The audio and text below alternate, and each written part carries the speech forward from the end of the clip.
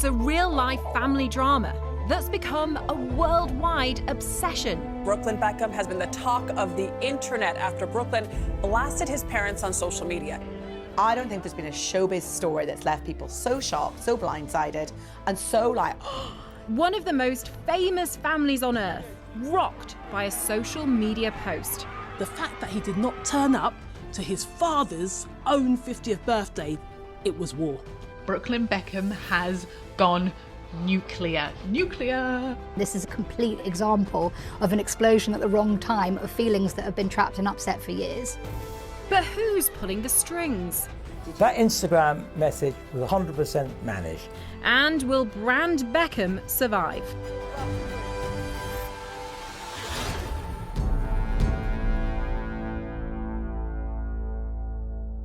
And that is my simple way of making a chicken breast potato. He's an aspiring chef who happens to be the son of one of the most famous celebrity couples on the planet. She's an actress and daughter of a billionaire businessman. For years, rumours swirled about a feud between the couple and Brooklyn's parents, Sir David and Lady Victoria Beckham. But Brooklyn and Nicola remained silent until this. In a 6-page Instagram post, Brooklyn lays bare his true feelings. I have been silent for years and have made every effort to keep these matters private. Unfortunately, my parents and their team have continued to go to the press, leaving me with no choice but to speak for myself and tell the truth about only some of the lies that have been printed. I do not want to reconcile with my family. I'm not being controlled. I'm standing up for myself for the first time in my life. And the internet explodes. I have to stay up and see what the Beckhams respond. Guys, it's panic stations in the Beckham household tonight. I just read Brooklyn Beckham's hit piece on his family. Brooklyn Beckham has gone nuclear. I had just finished cooking dinner when I checked my phone and saw all the alerts come up. My phone was going off on one. Everybody has wanted to talk about it. And I mean, if you look on social media, celebrities are talking about it. I was so shocked that Brooklyn did that post. He laid their family bare. He let people know, in his opinion, what it was like behind closed doors of the Beckham family, the most famous family in Britain. Victoria, 1/5 of the global pop phenomenon, the Spice Girls. Girl power. Girl power. Girl power. David, a rising star of Manchester United Football Club. Posh Spice, Victoria Adams, finally got what she really wanted today, an engagement ring from Manchester United star David Beckham.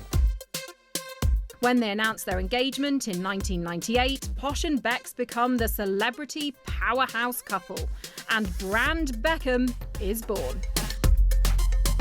When David Beckham and Victoria Adams got together back in the 90s, it was the biggest news in the UK for a very long time. They literally became front page, OK Magazine, Hello Magazine, every tabloid. Whatever they did, the cameras followed them. When Victoria falls pregnant, she keeps on performing. Until, under the glare of the world's media, on the 4th of March 1999, their first son is born. She's very well, she's set up, she's drinking champagne, she's very well. So, what's he called? Brooklyn. All right, and how did you come up with that name? Well, we found out that I was pregnant while I was on tour in America, and we was in Brooklyn when we found out. So, had you actually done it there? No, we didn't do it there. For real? We did it in Denmark, if you really want to know. People loved the fact that Posh and Bex had had a son, a firstborn. His name was fantastic. He wasn't a Paul or a Simon, no, he was a Brooklyn. When a young person is born into a famous family, their name is commodified from the day they're born because that is their name. Whatever your parents do, your name is famous. Brooklyn Beckham has never known a time where he has not been presented to the world's media. We've always known what he looked like, even when he was basically an embryo. I think they were the first family to really put a photo of their child still in the hospital into the public domain. It was a very new era of invasive paparazzi, being allowed to stand outside someone's house and take photos all the time. That's it, come down the side, darling. The intense public scrutiny continues as the family expands. They was two of the most famous people in history. They're the ultimate power couple. How were their children meant to have any sort of life that didn't have the name Beckham and what it means branded all over it? David would come home and go, oh, I've just signed for Real Madrid, we're moving to Spain. Oh, I've signed for LA Galaxy, we're moving to America. And of course the kids had to go. So like, it wasn't a normal childhood where they got to put down roots. I have a famous parent, my mum is Vanessa Peltz, and I have also, obviously, in no way like the Beckhams, but in a very, very tiny way, experienced some of the pressure that you have of having a famous parent, which is this lack of anonymity, this inability to sort of hide yourself. Our priorities are always going to be our families. As much as we want to have fun, you know, one of the main reasons why I think some of us want to do this is for our kids. So I've met the Beckhams quite a few times. Full disclosure, I love the Beckhams. I've seen the family together at the launch of the Spice Girl musical, and I remember thinking how polite the children were. I mean, Harper was tiny. Brooklyn had a bit of an American twang. He actually pushed past me at one point and went, "Excuse me, ma'am." I was like, I'm not that old. But they're just, you can tell they really love each other. David and Victoria Beckham, even though they do have a privileged lifestyle and their children do realise they grew up privileged, they did their best to keep their children real. So apparently Brooklyn used to work in a bakery, and also, having interviewed lots of celebs who have been around them, like Heidi Klum, she says every time the Beckham kids go to her house for a birthday party, she receives a handwritten thank you note from the Beckham kids. The Beckhams are completely media savvy. But that is a testament to their brilliance, and that shouldn't be seen as a negative. In America, that'd be seen as a positive. It's only in the UK that's seen as a possible negative. The Beckhams have built a phenomenal global brand. Part of brand Beckham was her being this very serious, very sort of moody sort of... I think that a lot of people think of me as a stuck-up miserable cow, probably. In 2016, Victoria registers the name Brooklyn Beckham as an EU trademark. If your name is globally famous like the Beckhams, yes, it is normal and sensible, I'd say, not just normal, sensible to trademark any way that name can be used. And clearly, if your name is Beckham and you're the children of the Beckham brand, at some point you're going to probably use your name, or may use your name, to advance your own career. Having the brand name Brooklyn Beckham trademarked safeguards his name and also gives him business opportunities, but it is a very irregular commodification of a person, and it is saying, we see you as a person, but we also see you as a business opportunity. Aged 18, with the help of his mum and dad, Brooklyn publishes a book of his photography. So supportive. I mean, my mum and dad really helped me as well with this book. So I couldn't have done it without them. Yeah, I mean, I look up to both of them. They put out that image of being the wholesome family with the great family values, and that has worked for them throughout the years. And that's why they're big in America, all over the world. People value that. Beckham is controlled. They want you to have an image of what it's like, and they put that out there, and they don't want anything that sort of taints that.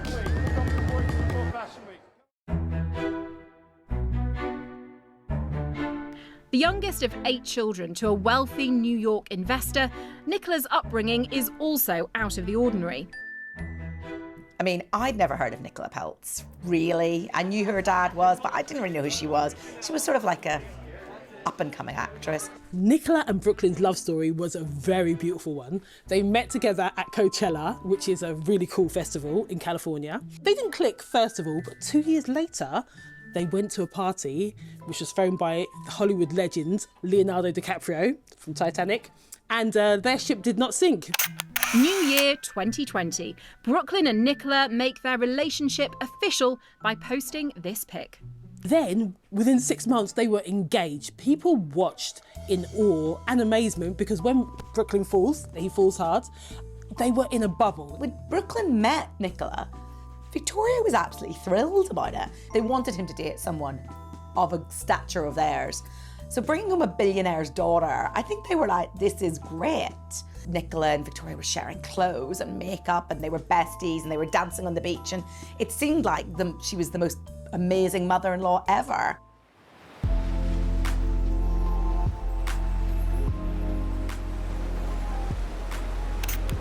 The couple marry in a lavish 3-day ceremony at the Peltz family's Palm Beach estate. It was very lavish, but very, very private.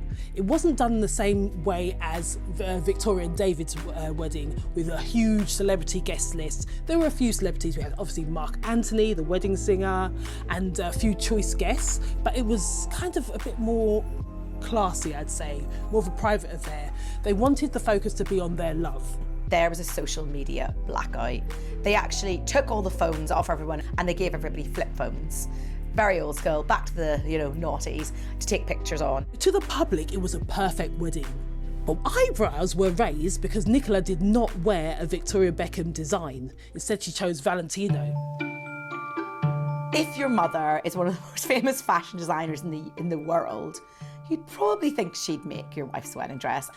And this is where the issues come in, because she did not wear a Victoria Beckham dress, and that was deemed as a massive snub. I knew people at the wedding, I knew people involved with the wedding, so I kind of had heard there was an undercurrent of problems, let's say. The Beckhams initially reacted in the way they always do when they heard that there was rumours that Brooklyn and Nicola weren't happy. They kept silent. Despite the speculation, the family continue to show a united front. After the wedding, the next we see of the family all together was at David Beckham's premiere for his Netflix documentary. There are now shots of Nicola looking a bit like she wasn't that bothered to do the lineup, and Brooklyn gently, bring her into the fold. You could see a slight division there. A few months later, David and Victoria repay the favour, heading to LA for the red carpet of Nicola's directorial debut, Lola. That meant so much to me, for her just to fly in and be there with me that day. And she also made my outfit, which meant so much to me. Christmas 2024 is also a family affair. Brooklyn shares this snap of him with his wife, siblings and parents. It appears to be the last time the entire family are pictured together. But not long after, cracks appear in public. So, David Beckham's 50th was a huge event. All eyes were on that family. All eyes were on the door to see who's going to be coming through. So we had the long-term friends like Gordon Ramsay, Eva Longoria, all these top stars. But everyone was wondering, where is Brooklyn? 2025 was a massive year for David Beckham. He turned 50, he got knighted. His eldest son was at neither of these events. And it was like, why is he not there? There were rumbles and whispers of, arguments between them behind closed doors, between Brooklyn and his parents. But the fact that he did not turn up to his father's own 50th birthday just cemented it for the public. It was war. It just sort of snowballed and snowballed. And these sort of rumours that Nicola was controlling Brooklyn, she's spoilt, she decides everything, whatever she wants, she gets. And I think that's what actually causes Brooklyn the most annoyance, that he's like, the idea that he can't think for himself and he's being held hostage by his wife, controlled by his wife, that he doesn't have his own thoughts.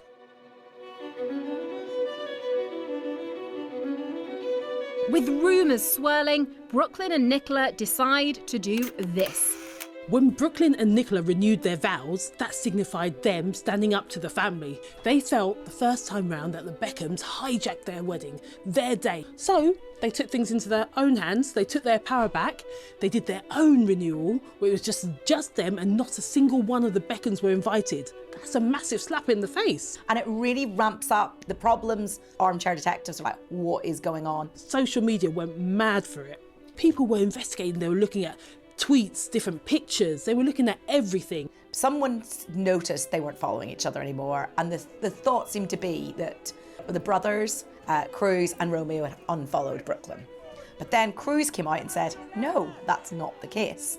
He blocked us, he blocked all of us, he blocked mum and dad. And that was sort of the first proper confirmation there is a problem.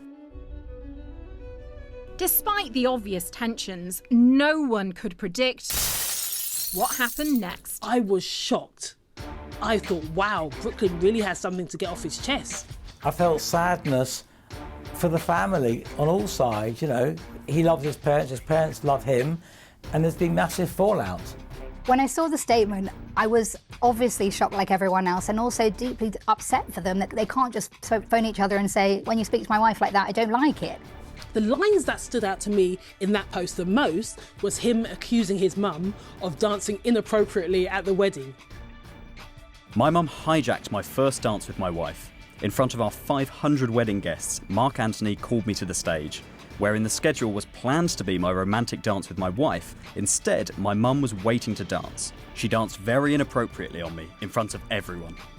Inappropriately? That's the bit that really stuck with me, because that can tarnish her image if people want to take it too far. So there's no videos except for the videos that were filmed on the day by the bride and groom. So Brooklyn Beckham has the only footage of this provocative dance. That dress is also back in the spotlight. My mum cancelled making Nicola's dress in the 11th hour, despite how excited she was to wear her design, forcing her to urgently find a new dress.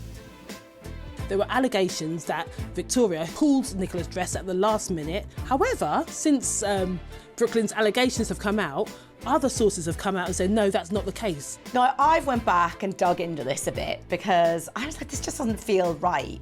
And there was an interview with the Beckhams, the Beckham Peltzes and the Beckhams with Vogue at the time, and they talked about the fact that Valentino had been working on the dress for over a year. I just cannot believe a wedding in Vogue, her son, her eldest son's first wedding, she would go at the 11th hour, nah, I'm not making this dress to be spiteful, because even if she does not like Nicola, it would have been great advertising for her. I just don't know why Victoria wouldn't make the dress.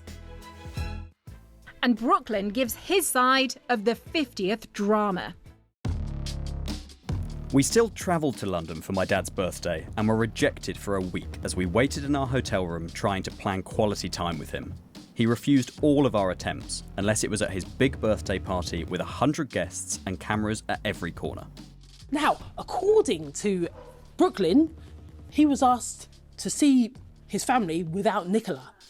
That wasn't going to go down for him. He adores Nicola. That's his world. He feels like he was a commodity. He feels like they weren't pleased he was there. They were only pleased if he was there for the photo at the right time. And that is a horrible, dehumanizing feeling in your own family. The feeling that your parents only want you to fulfill their purpose. That Instagram message was 100% managed. I'm sure someone will be denying it. That Instagram message was crafted, written and rewritten with PR advisors and a lot of people commenting on it. I do not believe for 1 minute Brooklyn just did it on the spur of the moment with his wife and put it out there. My feeling is that children start shouting when they feel like their parents aren't listening to them in their normal voice, except he shouted into the online universe to try and get his clear, overwhelmingly sad and disappointed feelings across to his parents, and it makes me feel like he's probably been saying it for a while and this is his last resort.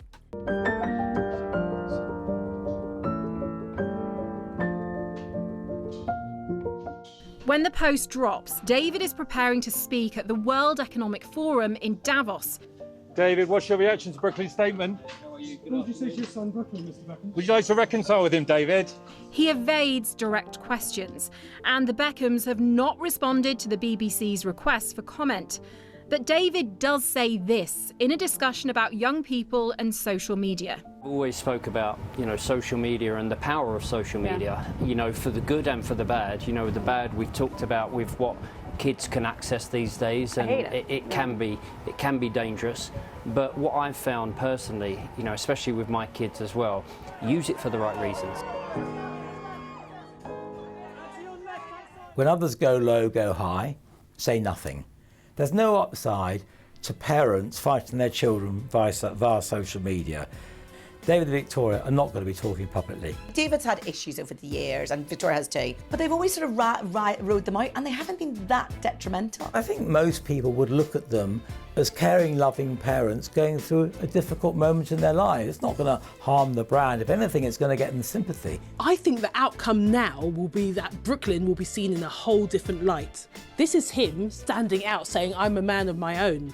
All this time, he has been criticised in the public eye, people being trolling him, saying he's got no talent, he's not like his mother or his father. Now, people are starting to take notice. Who is this Brooklyn? What is he all about? I wonder whether part of the process of leaving home and separating, getting married to someone else is this critique of your old life. And then after a while, you get a bit more used to it. And then you kind of think, well, actually, I miss you at Christmas and I've now had children and I wish you could come over and meet them. And I wonder whether we've kind of accidentally been witness to this very normal moment of separation in a young adult's life. And if it hadn't been broadcast, none of us would have seen this obvious separation and rupture and exploration of what it means to be an adult. Clearly they're loving parents. They want to mend relationships with their son. They know, given time, given quietness, given privacy, things will mend eventually and time will heal.